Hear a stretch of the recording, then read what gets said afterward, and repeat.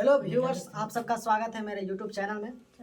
जैसा कि आप सबको पता है कि हम 2019 में ग्रुप डी के वैकेंसी में बहाली हुए हैं और अभी हाल ही में रेलवे के द्वारा जो है कैलेंडर जारी किया गया है, जिसमें एनटीपीसी का एक्सपेक्टेड डेट बताया गया है, जुलाई में शायद आने वाली है। तो उसी के लिए हम लोग तैयारी कर रहे हैं।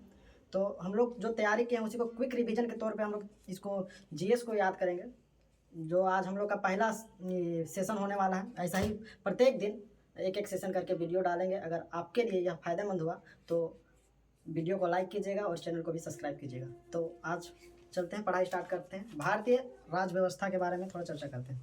ठीक है, शुरू करते हैं हम लोग। बोलो कुछ तो बोल सकते हैं। रेगुलेटिंग एक्ट 1773 में आती है। रेगुलेटिंग एक्ट आने से जो बंगाल का गवर्नर है उसका नाम बदलकर गवर्नर जनरल ऑफ बंगाल के नाम से जाना जाने लगा। इस प्रकार बंगाल जो पहला governor general of Bengal Warren Hastings को बनाया गया। ठीक है। रेगुलेटिंग एक्ट 1773 के आने से ही इसी अधिनियम के अंतर्गत 1774 में सुप्रीम कोर्ट का स्थापना किया जाता है कोलकाता में, जिसकी पहली महिला मुख्य न्यायाधीश बनाई जाती है एलिजा इंग्लैंड। तो क्वेश्चन अगर पूछेगा कि सुप्रीम कोर्ट सबसे पहले कहाँ बना और कब बना, तो 1774 में कोलकाता में बना। ठीक है। इसके बाद आता है पिट्स इंडिया एक्ट 1784 में। पिट्स इंडिया एक्ट 1784 में इसका आने का पीछे सबसे महत्वपूर्ण वजह होता है कि रेगुलेटिंग एक्ट जो पारित हुआ है उसमें कमियों को ढूंढना और उसकी सुधार करना। पिट्स इंडिया एक्ट का यह महत्वपूर्ण काम था। इसके अंतर्गत 3 प्रकार का प्रावधान होता है। पिट्स इंडिया एक्ट 1774 के आने से कंपनी के मामले में सरकारी नियंत्रण में वृद्धि हो जाती है। मतलब कि जो कंपनी है उसमें सरकार का नियंत्रण अधिक हो जाता है। सरकार उसको अपने तरह से कंट्रोल करेगा। कंपनी को 2 भागों में बांट दिया गया। पहला भाग राजनीतिक और दूसरा व्यापारिक, दोनों कार्यों को अलग कर दिया। और कंपनी के राजनीतिक कार्य के लिए जो है उसका प्रबंधन या नियंत्रण के लिए प्रबंधन कमेटी का गठन किया गया, जो उसके नियंत्रण बोर्ड के नाम से जाना जाता है। मतलब जो राजनीतिक कार्य है उसके नियंत्रण के लिए एक बोर्ड का गठन किया जाता है और उसी को नियंत्रण बोर्ड के नाम से जाना गया। और दूसरा है व्यापारिक कार्य। व्यापारिक कार्य के लिए एक निर्देशक मंडल को, मतलब निर्देशन मंडल को अधीनस्थ, तुम बताए थे इसका कार्य मतलब क्या होता है? अधिच्छन का मतलब? हाँ, अधिच्छन जांच पड़ताल। हाँ। अब व्यापारिक कार्य में कि उसका जांच पड़ताल अच्छी से हो सके, सरकार की निगरानी में हो सके, इसीलिए निदेशक मंडल को इसकी अनुमति दे दिया। और इस प्रकार पिट्स इंडिया एक्ट 1784 के आने से व्यापार में जो है सरकार का नियंत्रण ज़्यादा मजबूती से बढ़ा। इसके बाद आता है चार्टर्ड एक्ट 1786। चार्टर्ड एक्ट 1786 इसमें 2 महत्वपूर्ण कार्य किए गए गवर्नर जनरल को लेकर के। चार्टर्ड एक्ट 1786 के आने से गवर्नर जनरल को विशेष परिस्थितियों में अपनी परिषद के निर्णय को रद्द करने का अधिकार दिया गया और अपने निर्णयों को लागू करने की शक्ति गवर्नर को दिया गया, है ना। चार्टर्ड एक्ट आने से 2 महत्वपूर्ण काम हुआ, वो भी गवर्नर के हित में। मतलब कि वो अपना निर्णय को लागू भी कर सकता है बिना किसी के हस्तक्षेप के और परिषद के निर्णय को मानने से इनकार भी कर सकता है। और उसके बाद शक्तियाँ बढ़ गई। हाँ, मतलब पूरी चार्टर्ड एक्ट 1786 जो था वो गवर्नर जनरल की शक्तियों को बढ़ाने में सफल हुआ। और चार्टर्ड एक्ट 1813 जब आया, मतलब कि 4थे नंबर में चार्टर्ड एक्ट 1813, इसका मुख्य प्रावधान यह था कि कंपनी के भारतीय व्यापारिक एकाधिकार समाप्त कर दिया गया। मतलब कंपनी के भारतीय व्यापारिक एकाधिकार को समाप्त कर दिया गया। चाय के व्यापार और चीन के साथ व्यापारिक एकाधिकार पूर्ववत जारी रहा। मतलब कि चाय के व्यापार और चीन के साथ व्यापारिक एकाधिकार को छोड़कर कंपनी के भारतीय व्यापारिक एकाधिकार को समाप्त कर दिया। और इसी एक्ट के आने से, चार्टर्ड एक्ट 1813 के आने से ही ब्रिटिश मशीनरियों को भारत में कार्य करने की अनुमति दिया गया। और भारत में पहली बार शिक्षा के लिए 1 लाख रुपए का प्रावधान किया गया। मतलब कि भारत में पहली बार शिक्षा के लिए 1 लाख रुपए का प्रावधान किया गया। कब? जब चार्टर्ड एक्ट 1813 आया। अब पांचवा में है चार्टर्ड एक्ट 1833। चार्टर्ड एक्ट 1833 के बारे में पढ़ेंगे। तो चार्टर्ड एक्ट 1833 के आने से बंगाल का गवर्नर जनरल का नाम बदल करके अब भारत का गवर्नर जनरल के नाम से जाना जाने लगा, और इस प्रकार भारत के पहले गवर्नर जनरल बने विलियम बेंटिक। उसके आगे लॉर्ड नहीं लगाएंगे दोस्तों, कुछ और लगाते हैं, अभी नहीं लगाएंगे। इसी एक्ट के आने से भारतवासियों को अपने देश के प्रशासन में कुछ हिस्सा लेना संभव किया। मतलब भारत में रहने वाले व्यक्तियों के लिए भारत के प्रशासन में, मतलब भारत का प्रशासन में भारतवासियों को कुछ सीटें या फिर कुछ हिस्सा ही लेना संभव बनाया। और इसी एक्ट के द्वारा पहली बार विधि आयोग का गठन किया गया। विधि आयोग का बहुत इंपॉर्टेंट है ये वाला। विधि आयोग बहुत इंपॉर्टेंट है दोस्तों। विधि आयोग का गठन बहुत बार पूछ देता है कि विधि आयोग का गठन किस अधिनियम से किया गया है। तो चार्टर्ड एक्ट 1833 के अधिनियम आने से विधि आयोग का गठन किया जाता है। और विधि आयोग का पहला अध्यक्ष किसकी अध्यक्षता में गठन किया गया? विधि आयोग का गठन इस समय अध्यक्ष थे मैकाले।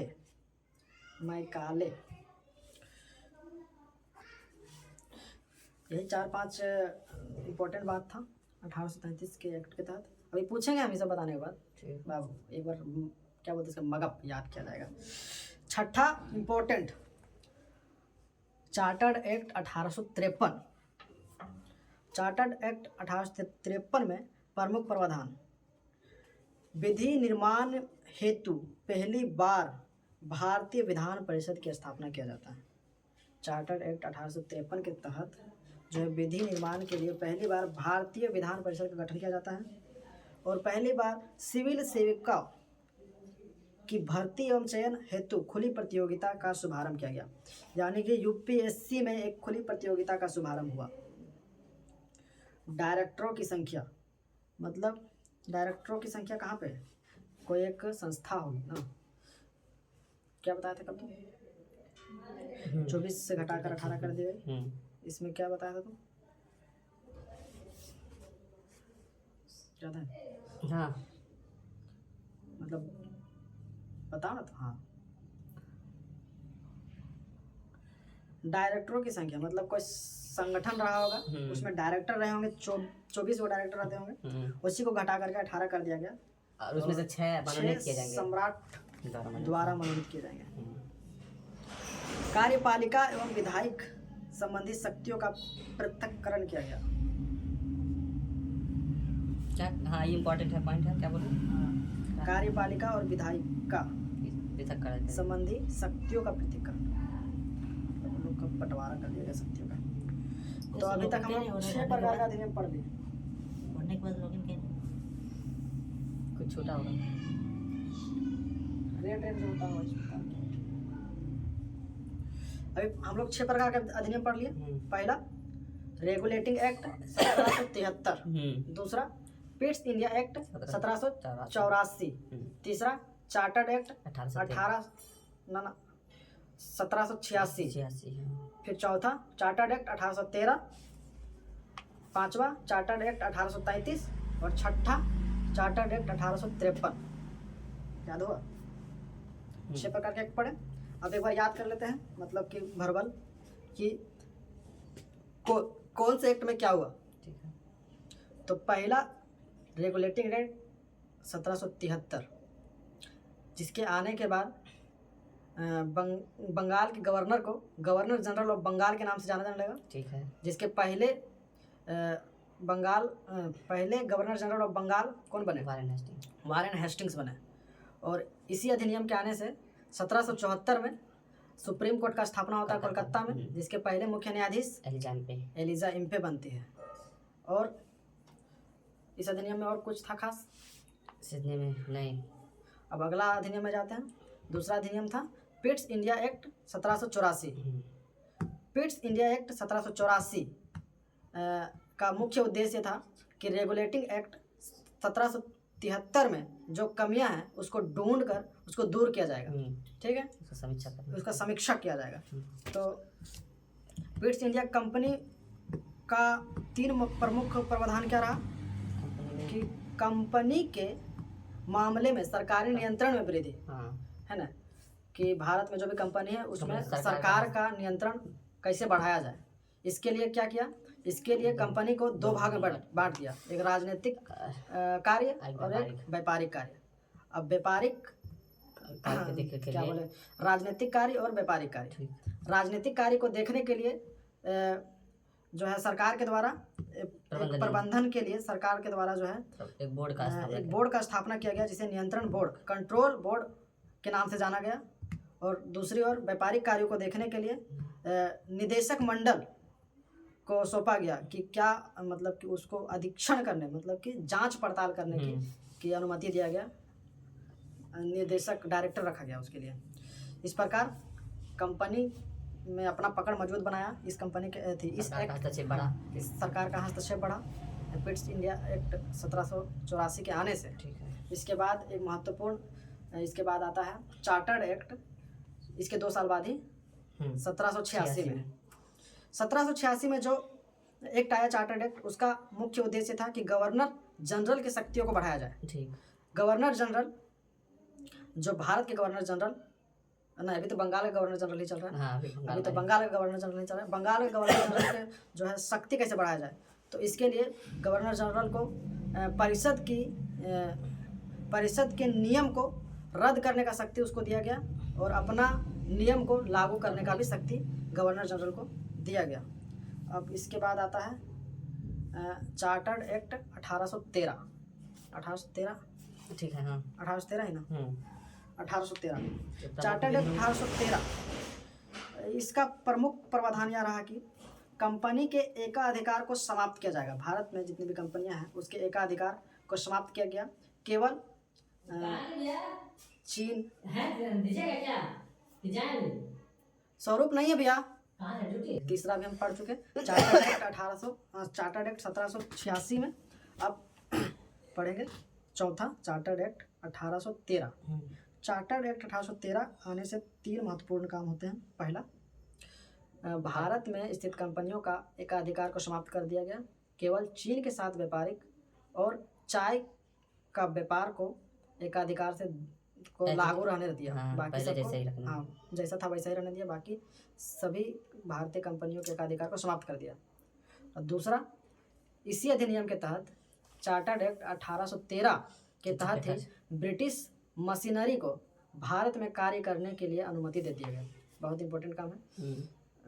इस मतलब कि अपना कार्य को बढ़ाने के लिए ये मतलब कि टेक्नोलॉजी को लाया ब्रिटेन।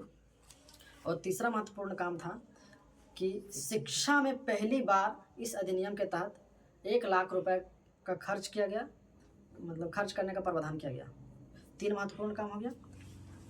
अब 5वां चार्टर्ड एक्ट आता है, चार्टर्ड एक्ट 1833। इसके आने से क्या हुआ कि जो बंगाल का गवर्नर जनरल था उसका नाम बदल करके अब भारत का गवर्नर जनरल के नाम से जाना जाने लगा। और इस प्रकार भारत का पहला गवर्नर जनरल किसे बनाया गया, तो लॉर्ड विलियम बेंटिक को। इस अधिनियम के आने से जो कंपनियों का व्यापारिक एकाधिकार था वो पूर्णतः समाप्त कर दिया गया। पूर्णतः समाप्त करने का मतलब है पहले जो चाय और चीन के साथ व्यापारिक एकाधिकार को जारी रहा था उसको भी समाप्त कर दिया। अब भारत में कोई भी एकाधिकार कंपनी नहीं रहा। और इसी एक्ट के तहत भारतवासियों को अपने देश के प्रशासन में कुछ हिस्सा ही लेना संभव बनाया। मतलब कि भारत में रहने वाले लोग भारत के प्रशासन में बहुत ही थोड़े क्या हिस्सेदारी, अपना हिस्सेदारी बहुत ही थोड़े संख्या में ले पाएंगे। ताकि ऐसा करने का उद्देश्य क्या रहा होगा, ऐसा करने का उद्देश्य रहा होगा कि भारतवासियों के बीच में एकता ना बढ़े और ब्रिटिश का दबाव बना रहे बहुत अच्छा। और सबसे इम्पोर्टेंट क्वेश्चन चार्टर्ड एक्ट 1833 से आता है कि इसी अधिनियम के तहत विधि आयोग का गठन किया गया। बहुत इंपॉर्टेंट क्वेश्चन है। और विधि आयोग का गठन किसकी अध्यक्षता में किया गया, तो लॉर्ड मैकाले की अध्यक्षता में किया गया। यह मोटा मोटी यह 5 एक्ट एक मतलब कि कार्य इस एक्ट से बहुत इम्पोर्टेंट था। अब अंतिम जो है एक्ट 6वें नंबर का चार्टर्ड एक्ट 1853, और ये 1853 में ही थोड़ा भारत के लोगों के लिए सोचा गया, जिसमें सबसे पहला विधि निर्माण के लिए पहली बार भारतीय विधान परिषद का गठन किया गया, और दूसरा कार्य सिविल सेवकों की भर्ती एवं चयन हेतु खुली प्रतियोगिता का शुभारंभ किया गया। मतलब यूपीएससी का अब एग्ज़ाम ओपन तौर पे होगा, जिसमें कोई भी अपना जो है प्रतिभा से यूपीएससी की सेवा में अपना योगदान दे सकेगा। सही है, ठीक है। और तीसरा कार्य है कि संगठन में डायरेक्टरों की संख्या को 24 से घटाकर 18 कर दिया गया, जिसमें 6 सम्राट द्वारा मनोनीत किया जाएंगे और बाकी बचा 12 उसको चुनाव किया जाएगा, है ना। ठीक है। हाँ। और इसी अधिनियम के तहत कार्यपालिका और विधायिका, ये बहुत इंपॉर्टेंट है दोस्तों। हाँ, इसी अधिनियम के तहत कार्यपालिका और विधायिका संबंधी शक्तियों का पृथक्करण किया गया। तो हम लोग का आज का सेशन यही हो गया ख़त्म। अब पढ़ेंगे हम लोग कुछ दूसरा सब्जेक्ट पढ़ेगा। दूसरा सब्जेक्ट क्या पढ़ेगा वो? मैथ की साइंस, मैथ साइंस